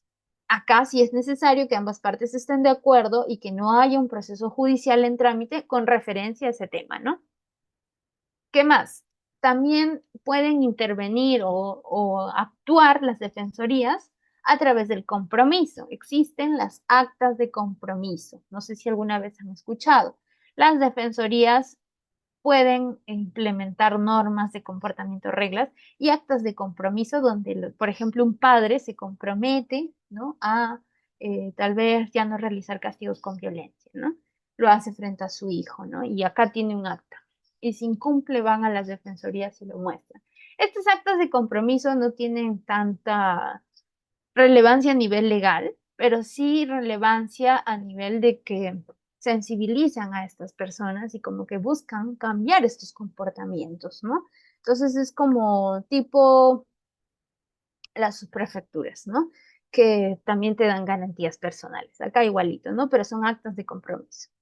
Y también se orienta e impulsa el reconocimiento voluntario de filiación, ¿no? Acá esta es una forma, ¿no? De impulsar, que ellos sensibilicen y traten de impulsar que un padre firme el reconocimiento de su hijo. También, ¿qué puede hacer o cómo puede actuar una defensoría de la niñez y la adolescencia? Pues a través de gestiones administrativas. ¿Por qué? Porque ellos muchas veces tienen un primer contacto con las infancias o con un niño, niña, adolescente, ¿no? Que está sufriendo, está siendo vulnerado en sus derechos, entonces ellos pueden realizar las gestiones administrativas para que este niño sea atendido, ¿no? Entonces, si por ejemplo tomara conocimiento de que un niño está siendo víctima, puede reportar al CEN, puede reportar a la comisaría, ¿no? Si toma conocimiento de que un niño no está yendo al colegio, está abandonado, ¿no? Puede comenzar el procedimiento de riesgo de desprotección familiar, ¿no? Entonces, acá estas gestiones administrativas las puede realizar la Defensoría porque son parte de sus funciones. ¿Qué más? En los casos de abandono, ¿no? Que justo es lo que estaba mencionando, ¿no? Pueden realizar la investigación pertinente o derivar a la autoridad funcional, y actualmente las demunas pues actúan en el procedimiento por riesgo de desprotección familiar. ¿Qué quiere decir el riesgo de desprotección familiar? Que cuando un niño o niña adolescente está siendo vulnerado en sus derechos básicos y por su misma familia, ¿no? Entonces es posible que esté corriendo un riesgo de desprotección familiar. ¿Qué es lo que se tiene que hacer? Se tiene que iniciar un procedimiento. Este procedimiento va a constar en, primero, hacer una visita, ¿no?, al domicilio, tomar declaración de los padres, de los niños, ver cómo está el ambiente, el contexto, tomar tal vez declaración de los vecinos, ¿no?, que puede ser información valiosa para esta investigación. Luego, a través de esta primer filtro, esta primera visita, ¿no? Ellos pueden determinar, acá parece que sí hay riesgo o acá no, pues era una denuncia falsa, ¿no? Entonces, si es que sí parece que hay riesgo, todo un equipo multidisciplinario empieza a actuar, ¿no?, frente a este caso específico, y va a empezar a seguirse una serie de pasos, ¿no?, que es más investigación, se puede dictar unas medidas de protección, las comunas pueden realizarlo, pero son medidas relacionadas a este riesgo de desprotección familiar. Por ejemplo, ¿no?, que asistan los padres a las capacitaciones que van a organizar en tal lugar, o que los padres vayan a terapia psicológica, ¿no? Entonces, estos son tipos de medidas de protección que se pueden brindar. Y bueno, finalmente, ¿no?, cuando sí se determina que hay un riesgo de desprotección familiar, pues entonces ya ellos emiten su informe, ¿no?, y se puede iniciar un proceso judicial de desprotección familiar, ¿ya? Muchas veces sí llega, muchas otras veces no, ¿no? Los padres pueden realizar todas las medidas que les están brindando, ¿no?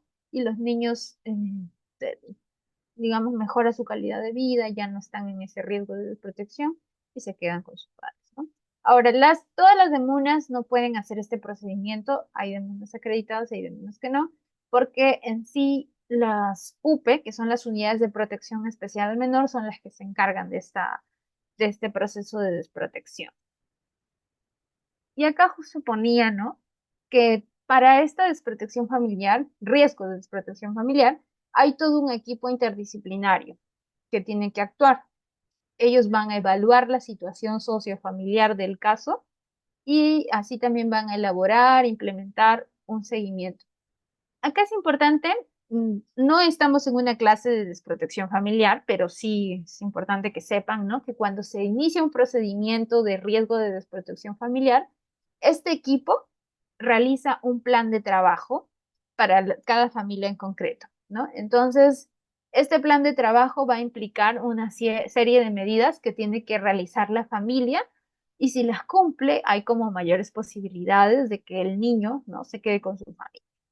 Ahora, los defensores de la DEMUNA conforman el equipo interdisciplinario y tienen que contar con un abogado o una abogada, psicólogo o psicóloga, y también con un profesional de trabajo social para que puedan hacer las cosas, ¿no? Todos ellos tienen que ser capacitados en esos temas de riesgo de desprotección familiar. ¿Ok? Ahora, también tienen el deber de comunicar situaciones de riesgo a la unidad de protección especial al menor. Entonces, toda persona natural o jurídica debe comunicar de forma inmediata estas situaciones de riesgo a la UPE o a la DEMUNA. Nosotros, como ciudadanos y ciudadanos, podemos comunicar una situación de riesgo de desprotección a la DEMUNA o a la UPE. Si la DEMUNA no está acreditada, esta DEMUNA recibe y lo comunica a la UPE, ¿ok? Ellos pueden y tienen que reservar la identidad de la persona que está comunicando esto, ¿ya? Porque es también a veces el miedo, ¿no?, de las personas que realizan estas denuncias de riesgo de desprotección, de que haya represalias. Entonces, uno cuando realiza estas denuncias tiene que indicar que quiere que se tome reserva de sus datos, ¿ok? Y acá vamos, ¿no?, con la acreditación, ¿no? que no todas las demunas están acreditadas porque es un trámite en realidad, ¿no?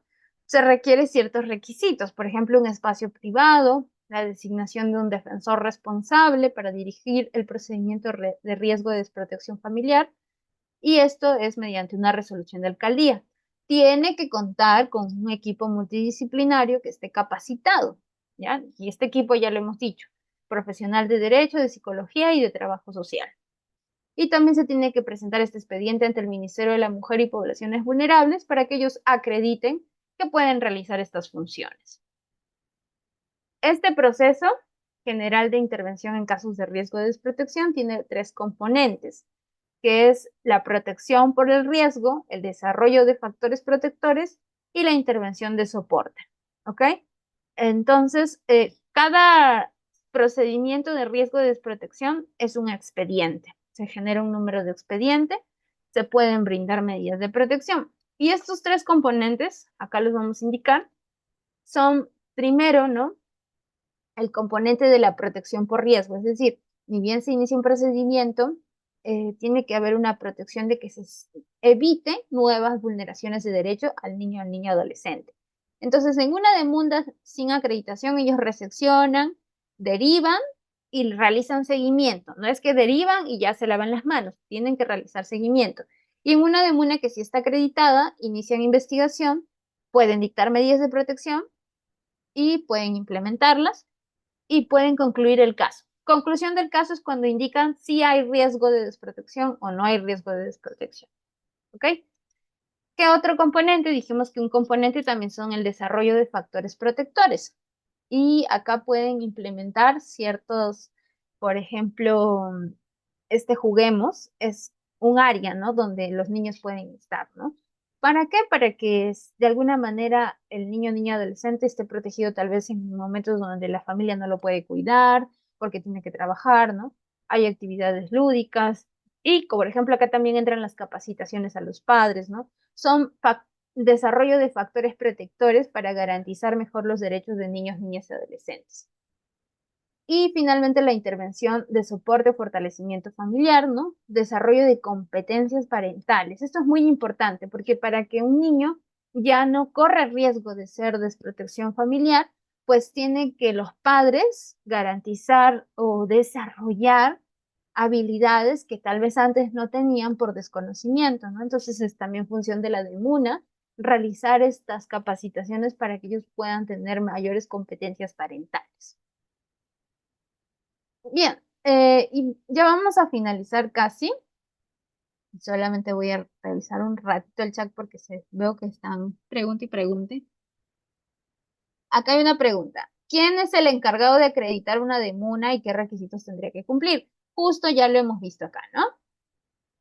¿Quién acredita? El Ministerio de la Mujer y Poblaciones Vulnerables. Y estos son los requisitos que tiene que cumplir. Otra pregunta. Si un niño con condición sufre maltratos en el colegio y no quiere ir por miedo, ¿qué se debe hacer? Pues bueno, uno como ciudadano y ciudadana tiene que reportarlo, tanto puede ser a la dirección, a la comisaría, a la DEMUNA, ¿ya? Porque ellos son los que van a tener que hacer una investigación al respecto. Doctora, ¿las DEMUNAs ven riesgos de desprotección familiar? Desprotección familiar lo ven las UPS. Sí, acá justo ya lo hemos aclarado. Riesgo de desprotección familiar es antes, ¿no? De esto pasar a una instancia judicial, porque es un procedimiento administrativo, ¿ok? ¿Qué más dice? En caso de niño o adolescente infractor a la ley penal, ¿cuál es el rol de la DEMUNA con respecto al menor y a los padres? Pues la DEMUNA lo que puede hacer es garantizar, ¿no? Que se respeten los derechos de este niño, así sea un infractor, ¿ya? Que, por ejemplo, se reserve sus datos, que tenga un trato adecuado, ¿no? También puede informar a los padres sobre cuáles son los derechos de este niño adolescente, porque el niño no pierde sus derechos por ser un infractor a la ley. ¿Ok? Entonces, esta es la función de la demonio, básicamente. Juliana nos pregunta, ¿se hace a través de notación en la partida? Yo creo que acá se referían los casos de filiación. Esto ya está respondido. De ahí Juan nos pregunta, ¿la DEMUNA puede seguir siendo centro de consignación de pensión de alimentos? ¿En qué casos y cuál es la base legal específica? Creo que te refieres a cuando dejan cuando se hacía como que un depósito. Es tipo los depósitos judiciales. En las demunas no se puede dejar dinero, ¿ok? Ni en las demunas ni en el Poder Judicial. Se puede hacer una, un giro, ¿no? Y indicar en la demuna que se ha hecho este giro. Pero no es que se pueda dejar acá un dinero específico, ¿no? Entonces son depósitos que se hacen en el Banco de la Nación a nombre de una persona y tal vez si existe un trámite, una solicitud, ¿no? Para que asistan a una conciliación, el hecho de que ya esté realizando una consignación, entonces se puede indicar con un escrito en la demanda. Y la base legal, estimado, todas las demandas tienen una resolución, ¿no? Si gustan, se los puedo pasar porque hay una normativa de las funciones que tiene la demanda. Entonces, acá lo vamos a pasar a ustedes también por el material para que puedan revisar. María Yataco. Doctora, en caso que exista una sentencia por alimentos antes del Poder Judicial, ¿se puede iniciar un proceso de tenencia con régimen de visita ante la demanda? Ah, sí. Si es que existe una sentencia por alimentos, pero no hay nada sobre tenencia y régimen de visitas, sí se puede realizar una conciliación en la demuna porque no está judicializado ese problema que es la tenencia y régimen de visitas. Así que sí pueden ir por esa vía, ¿ok? Si es que existiera un proceso de tenencia, ahí ya no podrían ir a la demuna. ¿Se puede conciliar reducción y exoneración de alimentos? Acá, buena pregunta, no se puede. Tienen que ir a un proceso judicial o a una privada. Marcos Rivera. En dos oportunidades diferentes, dos diferentes UPEs manifestaron que ellos no tenían competencia en caso el menor tenga padre y madre. Lo que pasa es que los riesgos, a veces un riesgo de desprotección es cuando no tienen padres, pero no es cierto que cuando tienen padres no hay riesgo de desprotección familiar. De hecho, muchos casos de riesgo de desprotección familiar es porque hay padres, pero estos padres no están cumpliendo sus funciones. Entonces acá tal vez puedas ir a la misma sede a hablar porque no es una razón para desestimar un caso. Tal vez hay otras razones, ¿no? Y te están diciendo esto como para zafar del caso, pero en sí no es una razón que no haya padre o madre. Diana Rivera, ¿en qué casos la Defensoría representa en procesos de alimento y filiación? Como dijimos, ellos impulsan, por ejemplo, la filiación e impulsan que se firme una conciliación para procesos de alimentos, pero no pueden intervenir a nivel judicial. Solamente, salvo excepciones, algunas demunas pueden representar cuando no existen padres, ¿ya? A ver, vamos a dejarlo ahí para terminar las diapos, porque acá les traje algunos ejemplos de defensorías que existen, ¿no? Como dije, las defensorías de niños y adolescentes pueden ser creadas por instituciones privadas o públicas, y acá tenemos una del gobierno regional de Lambayeque que se crea en colegios de Chiclayo. El gobierno promueve la creación de defensorías en Chiclayo, ¿no? En los colegios. Entonces, en 20 instituciones educativas se crean estas defensorías. Y esto es algo promovido por el mismo gobierno y por la UGEL. ¿Okay? Entonces, esta es una noticia del 2011. ¿Qué más? Hay una defensoría que no sé si ustedes conocen, si son profesionales de derecho. Creo que muy pocos conocen este servicio. Son las defensorías de la niña, niño y adolescente del Colegio de Abogados de Lima, ¿no? El Colegio de Abogados de Lima tiene una dirección de derechos humanos donde su dirección busca promover la defensa de los derechos, ¿no? Por ejemplo, una de su promoción de derechos que han hecho este año 2024 es que abogados ad honorem han ido a realizar voluntariado en las comisarías para poder orientar, ¿no? A las personas. Entonces, ese es un tipo de servicio. Pero esta Dirección de Derechos Humanos del Colegio de Abogados de Lima también tiene a cargo de la Defensoría de la Niña, Niño y Adolescente, que se encarga de ejecutar conciliaciones extrajudiciales. Es decir, están acreditados por el Ministerio de la Mujer para realizar conciliaciones. ¿Sobre qué temas? Sobre los mismos que la de MUNA: alimentos, tenencia y régimen de visita. Y estas actas de conciliación tienen el mismo valor que una acta de la de MUNA, es decir, son un título ejecutivo. Y claro que también realizan las acciones de promoción, vigilancia, ¿no? Ahora, estas defensorías de la niña, niña, adolescente son dos, ¿ya? El CAL tiene una defensoría en Miraflores, que es la Defensoría Raquel Guerra Tavara, que está en la misma sede central del CAL, ¿no? Y esta tiene una acreditación permanente e indefinida. Y aparte está la Defensoría de los Olivos, en la sede Lima Norte, que se llama Clorinda Mato de Turner, ¿no? Y está ubicada acá está la dirección, calle San Héctor 219, ¿no? Entonces, en estas dos sedes pueden realizar actas de conciliación y de manera gratuita, porque no olvidemos que las defensorías de la niñez y de la adolescencia sí o sí siempre deben ser gratis. Entonces, esto es tal vez un servicio que mucha población desconoce. Ahora, este objetivo es que primero se brinde un servicio gratuito de calidad y de calidez también, porque ojo, estamos hablando de menores de edad, entonces es importante también que se vaya con calidez, buen trato, ¿no? Y que esté especializado en la promoción, atención y defensa y vigilancia de los derechos humanos de niños, niñas y adolescentes, contribuyendo también al fortalecimiento de la familia. ¿Por qué? Porque cuando nosotros regulamos estos o realizamos actos de conciliación, también estamos contribuyendo a que la familia tenga una cultura de paz, que puedan realizar sus relaciones familiares con mayor pacificidad, que incluso no se respeten más los derechos tanto de los progenitores como de los niños, ¿no? Ahora, la atención, acá justo hay una estadística, ¿no? Dice que de enero a octubre del 2024 han registrado 20 casos. La verdad, es bastante poco, ¿no? Es bastante poco 20 casos y yo creo que es poco porque se desconoce que existe ese servicio, ¿no? Y también dice que se ha absuelto 80 consultas legales. Las 80 consultas legales, pues sí, es un número regular, ¿no? Que se da a usuarios en general.